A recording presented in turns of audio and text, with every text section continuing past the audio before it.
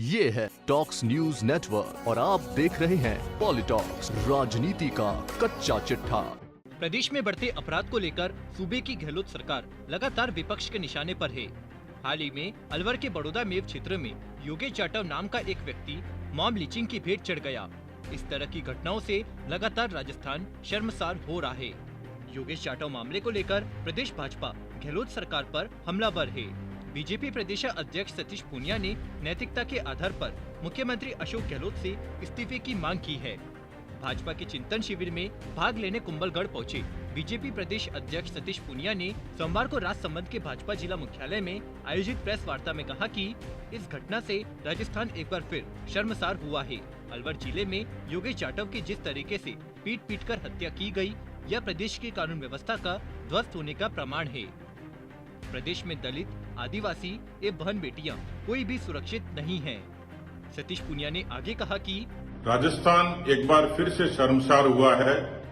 बड़ौदा मेव के योगेश जाटव की जिस तरीके से बेरहमी से पीट कर हत्या की गई और अंततः 3 दिन बाद उसकी मौत हो गई, ये मौत एक सवाल खड़े करती है कांग्रेस के आलाकमान पर, राहुल गांधी और प्रियंका गांधी के आचरण पर और अशोक गहलोत के कांग्रेस पार्टी के राज के इकबाल खत्म होने पर।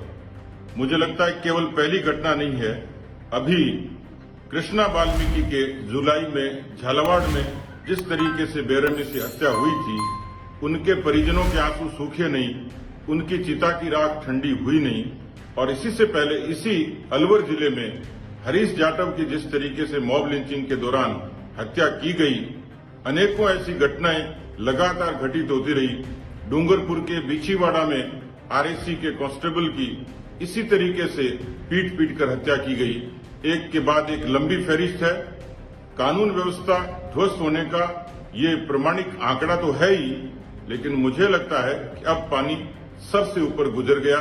राजस्थान की जनता ये पूछती है कि क्या राहुल गांधी और प्रियंका गांधी इन पीड़ितों के परिवारों के आंसू पहुंचने आएंगे? क्या अशोक गहलोत सोई हुई नींद से बाहर आएंगे? गहलोत सरकार पर निशाना साधते हुए सतीश पूनिया ने कहा कि एक तरफ तो अशोक गहलोत सरकार मॉब लिंचिंग पर कानून लाती है। अशोक गहलोत के उस समय के भाषण देखेंगे तो उन्होंने मॉब लिंचिंग कानून की पैरवी की थी, लेकिन कांग्रेस की कथनी और करनी में फर्क है, जो प्रदेश में हो रही मॉब लिंचिंग की घटनाओं से साबित हो रहा है। पूनिया ने आगे कहा कि कांग्रेस राजस्थान से लेकर देश भर में लंबे समय से तुष्टीकरण की राजनीति करती रही है।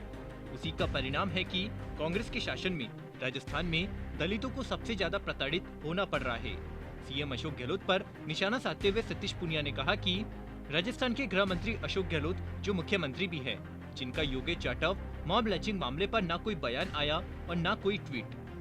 वहीं राहुल गांधी को आड़े हाथ लेते हुए सतीश पूनिया ने कहा कि यह हैरान करने वाली बात है कि राहुल गांधी और प्रियंका गांधी अचानक अनायास से प्रकट होते हैं, कभी हाथरस में प्रकट होते हैं तो कभी कहीं प्रकट होते हैं।